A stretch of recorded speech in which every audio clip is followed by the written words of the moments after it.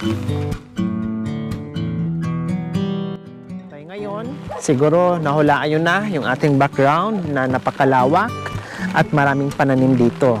Yes, hindi po kayo nagkakamali. Nandito tayo muli kay Kuya Domingo dahil isa siya sa mapalad at pinakamalinis na bahay at pinakamaraming tanim at napakasipag na isang PWD mga kabayan na nag-iisang paa, walang mga kamay.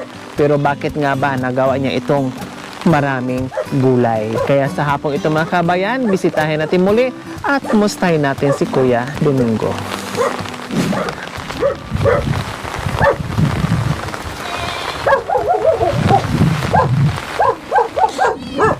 So ayan mga kabayan, nandito na tayo kay Kuya Domingo. Hello, good afternoon Kuya Domingo.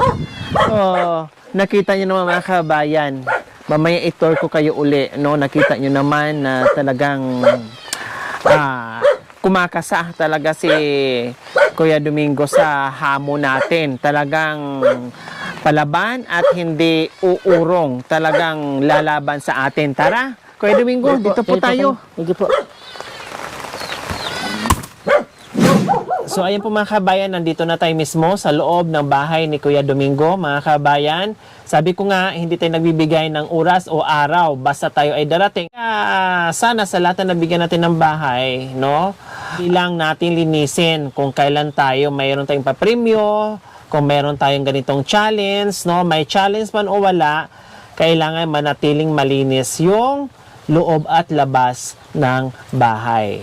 Diba? Sabi ko nga, kahit gaano ka stress natin sa araw-araw, basta malinis lang yung bahay, magiging panatag o magiging maganda yung iyong tulog dahil fresh, presko yung loob ng bahay mo. Okay, so ayan po Kuya Domingo, kumusta naman ngayon? At talaga yung ulan ay walang tigil. Ayos lang po ma'am. Maulang nga po eh. Paano yung pagtatanim? Ipahinga muna po kasi kasi yung tanim na mamatay din eh. Pag nasubrahan, Oo, pag nasubrahan. parang nalulunod sila. Opo. Anong namamatay dyan o nalulunod? Ang ano po yan, yung mga kalabasa, yung upo. Ay, ganun? O may nasana, may nasana. Lalo na yung kalabasa at upo, di ba, nasa lupa lang sila o sa damo. Opo. Pag natagal yun doon, na sisira yung bunga. O nasusobrahan sa tubig. Yun pala ang kalaban din. Pero yung mga okra natin, ampalaya, sitaw, okay naman sila. Okay lang po yan. Okay naman sila. So, ayan po mga kabayan, no, meron din palang kalaban. Kaya siguro mamaya mag-harvest tayo ng mga gulay. Nahin natin yung masisira na hindi kakayanin yung tubig ulan. Kasi medyo hahaba pa ito, Kuya Domingo, yung ulan. Kasi sabi lang, meron na naman daw papasok na panibagong pangalan ng bagyo. Opo. Sabi sa balita, 3 araw po ito eh.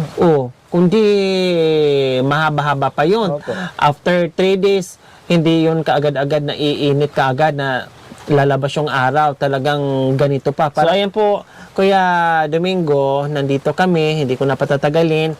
Isa kayo sa nanalo doon sa challenge namin na pinakamalinis na bahay. At the same time, marami nagtaka, maraming humanga sa iyo, no? Kasi naalagaan mo yung kubo, malinis yung kubo, malinis yung kapaligiran, no? At higit sa lahat, nakakapagtanim kayo ng sarit-saring gulay. Ang daming humanga, no, napabilib sa iyo yung ating mga viewers, yung ating mga sponsors, no, ang ating mga subscribers, followers sa ginagawa nyo, Kuya Domingo. Hihiya naman kayo, yung may mga kumpleto dyan, malalaki ang katawan, na walang ginagawa, mahiya naman kay Kuya Domingo, na napakaliit ni Kuya Domingo, walang mga kamay, no, nag-iisang paa, pero ito ang nagagawa niya. Diba? Grabe. Sabi nga nila, paano nyo daw yung nagagawa, Kuya Domingo, yung lalong-lalo na yung pagbubungkal ng lupa, ang lawak-lawak dyan. Hindi lang isang gulay, 2 gulay, kundi parang halos nandito na, tamang-tama, akma dito sa magandang kubo nyo. Bahay, kubo, kahit munti, Ang halaman doon, Sari po. di ba? Sari-saring gulay. Kumbaga, inakma nyo lang yung tahanan nyo sa palibot ng bahay mo na Opo. kumpleto ricados ng mga gulay, Opo. Kuya Domingo. Kuya Domingo, anong mensahe nyo ngayon sa magandang balita namin ngayon na napakalinis? Dalawang puri ito malinis ang bahay, no, plus maraming pananim sa palibot ng bahay at maraming humanga. Anong mensahe nyo po doon sa mga manunood natin na pinahanga yun ng sobra-sobra? Unang-una po, ma'am, papasalamat po ako sa ama dahil andyan po kayo, nagkabay po sa amin, nagtumulong po sa amin, sa akin.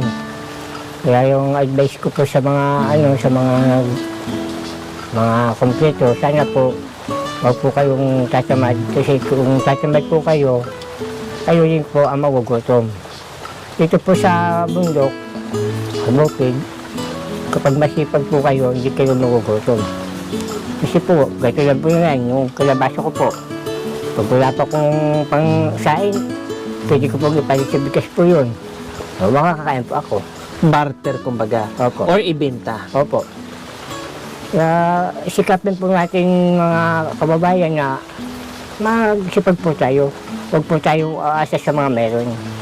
May nagtanong paano nyo daw po nakakayanan itong pagtanim ng mga gulay na wala kayong mga kamay. Kaya kinasanayan ko kasi po nung simulang maliit pa ako, sabi ko pa ako, tatanim na po kasi ako. Kahit buhat nung maliit pa kayo, o Opo. kaya yung medyo bata-bata pa kayo, Opo. ginagawa nyo na. Ako, maniwala po kayo ma'am, nag-aaral ako sa amin Nag-aararo kayo. Oo, Paano kayo humawak ng, anong tawag nito? Yung, anong tawag doon? pinakang timon. Opo. Hawakan. Iniipit lang po nito. Tapos yung tali, yung kalabaw, natali ko yung dito, gano'n ko lang. Grabe, biro nyo mga kabayan, nag-aararo pa pala si Kuya Domingo nung araw. No? Hanga po nga sila sa akin din sa Bicol na ako yung may kapansanan na kaya kong mag-alaro. Na yung ginagawa ng normal na nagagawa nyo. Opo. Sabi nga, pag ginusto, may paraan.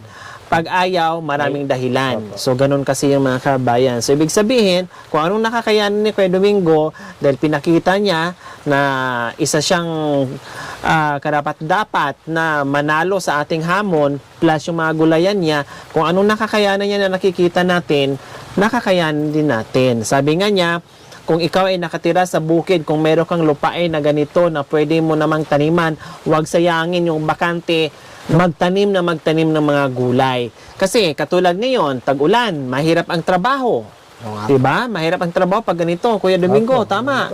So, wala kang hanap buhay ngayon, wala kang pagkikitaan. Pero kung meron kang mga pananim dyan, kung wala kang bigas, tama yung sinabi niya kanina, kung wala kang bigas, kung meron kang mapipitas dyan, at pupunta ka sa kapitbahay mo na may bigas, at i-barter mo yon. Pag wala silang ulam, may bigas nga sila, wala naman silang ulam. Kung may gulay nga si Kuya Domingo, pero wala naman siyang bigas, pwedeng ipagpalit yun. Or isorsor sa kapitbahay, ibenta, pera ka, may bigas ka pa, may ulam ka pa. So yun. Kasi lalo na pag ganitong panahon, tagutom, taghirap.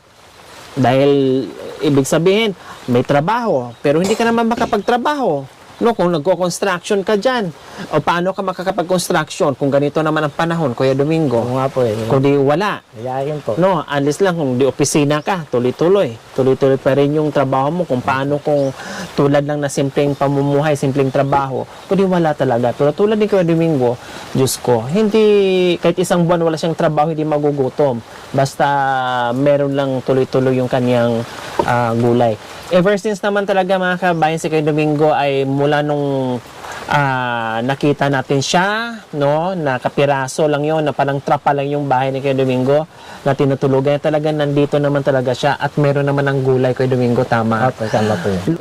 Lumawak na yung gulayan niya nung itong huling punta natin, na dami na talaga na hanggang doon talagang nilagyan niya ng mga gulay. Okay, Kuya Domingo, dahil napakasipag mo at malinis ang iyong bahay at nagiging masinop ka sa loob ng bahay, ito, 1,000,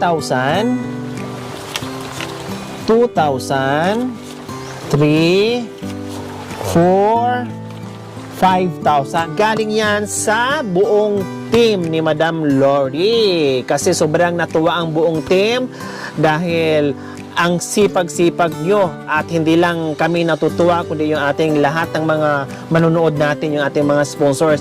Malamang yung sponsors natin dito sa bahay, alam kong sa mga sarili nila na hindi tayo nang hinayang, hindi tayo nagkamali sa taong tinulungan natin kasi marunong mag-alaga, marunong suminop, plus sobrang sipag pa. Masaya silang nanonood sa atin ngayon, Kuya Domingo. Una-una po ma'am, magpapasalamat ako sa ama dahil naging ginabayan kayo para sa akin. Kaya pangalawa po, salamat po sa inyo, sampu na po mga kasamahan.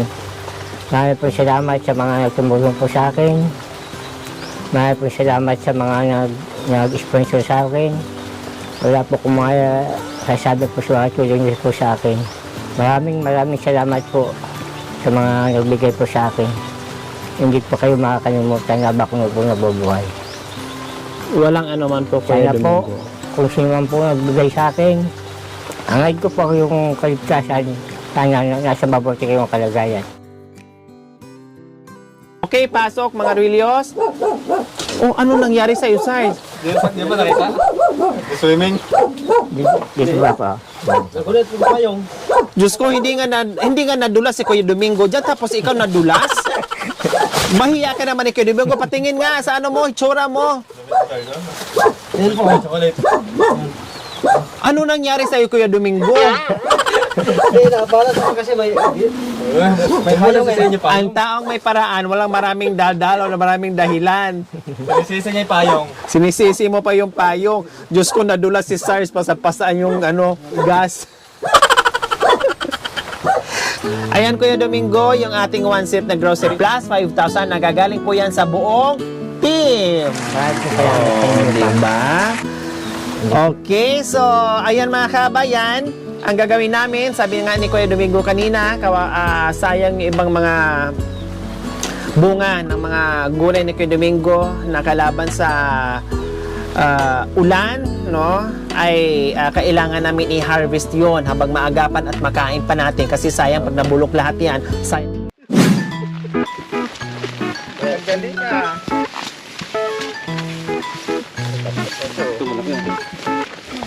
Wow, ito malaki oh. Wow! Laki, oh.